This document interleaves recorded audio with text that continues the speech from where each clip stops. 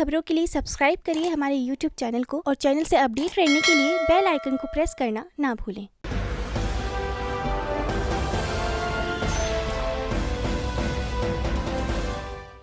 नमस्कार, आप देख रहे हैं बुलेटिन हिंदुस्तान और मैं आपके साथ वंशिका पांडे। छत्तीसगढ़ के जल संसाधन विभाग में भ्रष्टाचार अपने पूरे चरम पर है और इस विभाग के मंत्री रविंद्र चौबे हैं, जिनका भ्रष्ट अधिकारियों और ठेकेदारों को संरक्षण प्राप्त है। और ऐसा ही एक मामला सामने आया है जल संसाधन विभाग के बोधघाट बहुउद्देशीय परियोजना का, जहां के मुख्य अभियंता आर.के. नगरिया हैं और जिनकी कार्य प्रणाली देखकर ऐसा लगता है कि शायद इनकी भ्रष्टाचार में पीएचडी अब पूरी होने वाली है, क्योंकि इन्होंने एक कंसल्टेंसी एजेंसी को 40 करोड़ सर्वे का काम देने के साथ ही लगभग 11 करोड़ रुपए भी दे दिए। आइए देखते हैं इस पे बुलेटिन हिंदुस्तान की एक खास रिपोर्ट। छत्तीसगढ़ जल संसाधन विभाग में लगभग 230 अरब की लागत से अधिक की बोधघाट बहुउद्देशीय परियोजना में सर्वे से ही भ्रष्टाचार का खेल शुरू हो गया है। जल संसाधन विभाग के प्रभारी मुख्य अभियंता आर.के. नगरिया हैं, जिन्हें लोग विभाग में चतुरा बाबू के नाम से जानते हैं। इनकी चतुराई से सर्वेक्षण कार्य के लिए वेब पोस्ट एजेंसी को लगभग 1650 करोड़ की राशि दे दी गई है। भ्रष्टाचार को अंजाम देने के लिए चतुरा बाबू फर्जी आंकड़ों का सहारा ले रहे हैं। इस परियोजना में सर्वे के कार्य से ही भ्रष्टाचार का खेल शुरू कर दिया गया है। पर्यावरणविद ईरा झा, किसान सभा के संजय पराते सहित कई लोगों ने आपत्ति जताते हुए भ्रामक बताया है। पूर्व केंद्रीय मंत्री व आदिवासी नेता अरविंद नेताम ने भी इस परियोजना के आंकड़ों पर आश्चर्य व्यक्त किया है और कहा है कि आंकड़ों से वह सहमत नहीं है। इस तरह से प्रभारी मुख्य अभियंता आर.के. नगरिया उर्फ चतुरा बाबू फर्जी आंकड़ों की मूसलाधार बारिश कराकर सरकार के मंत्री और उच्च अधिकारियों को खुश करने में जुटे हुए हैं। बोधघाट परियोजना आज से 30-40 साल पहले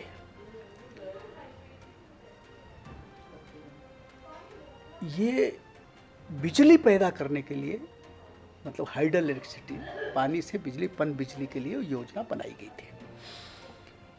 और उस समय बड़ी बड़ी बातें कही गई थी कि ये योजना बनेगी तो बस्तर में बड़ी रोजगार पैदा होगा, काम पैदा होगा। और उस समय शायद हम भी इस बात को स्वीकार करते थे, होना चाहिए योजना। लेकिन पर्यावरण के कारण, लोगों के विरोध के कारण वो योजना बंद हुई। ये बात बिल्कुल सही है कि बोधघाट परियोजना से बिजली बहुत कम मात्रा में पैदा होगी और उससे बड़े पैमाने पर जंगल और डूब में गांव जाएंगे। अब इन्होंने उसमें नई बात जोड़ी कि उसमें सिंचाई की व्यवस्था होगी और इसलिए किसानों को लाभ होगा। वो मामला कहीं नहीं है। लेकिन आज हम इस बात को ये नुकसान बर्दाश्त नहीं कर सकते कि हमारे जंगल कटे। छत्तीसगढ़ में कागजों में तो 40% जंगल है, लेकिन इन परियोजनाओं के कारण ऐसे जंगल काटे जा रहे हैं कि अब छत्तीसगढ़ का वातावरण भी धीरे धीरे खराब हो रहा है। इसलिए कतई इस परियोजना को नहीं करना चाहिए। और दुनिया भर में अब नई बातें सामने आ रही हैं। नए अध्ययन और शोध के कारण जो एक नया मन बना है, नई धारणा बनी है, वो ये है कि हाइडल प्रोजेक्ट सस्ते नहीं पड़ते हैं। तो हम सौर ऊर्जा की तरफ जाना चाहिए, इसको तत्काल बंद कर देना चाहिए। इसमें कोई लाभ नहीं है कि बस इतना होगा कि बड़ी परियोजना दिखाई पड़ती है। 30-32 हज़ार करोड़ की परियोजना है। इस 30-32 हज़ार करोड़ की परियोजना में अरबों रुपए का जंगल समाप्त होगा, हमारा पर्यावरण खराब होगा, किसी को लाभ नहीं होगा। केवल जो निर्णय के स्थान पर बैठे हों उनकी जेबें गर्म होंगी, इसके अलावा कुछ होने वाला नहीं। तत्काल इस परियोजना को बंद करना चाहिए।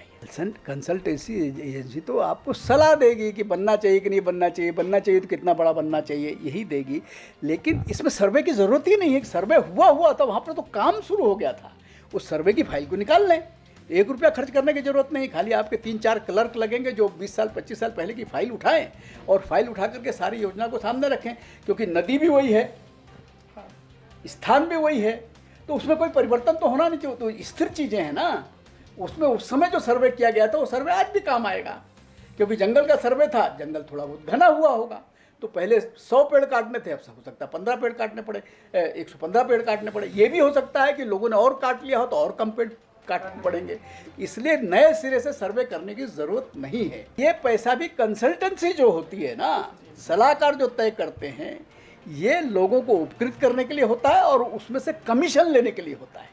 इसलिए ये जो सारा खेल मुझे दिखाई पड़ता है वो केवल पैसा इकट्ठा करने का खेल है। उसका नाम या तो कभी लेमरू प्रोजेक्ट हो जाता है, कभी उसका नाम देवू की जमीन का हो जाता है, कभी उसका नाम बोधघाट परियोजना हो जाता है। इन सब के पीछे एक ही मंशा है कि हमारी जेब में पैसा आना चाहिए, पार्टी के पास पैसा आना चाहिए, व्यक्ति के पास पैसा आना चाहिए। ये हो गया, इसके अलावा इसके पीछे और कोई विकास का मामला नहीं है। तो ये थी बुलंद हिंदुस्तान की एक खास रिपोर्ट। ऐसी खबरों के लिए बनी रहिए बुलंद हिंदुस्तान के साथ।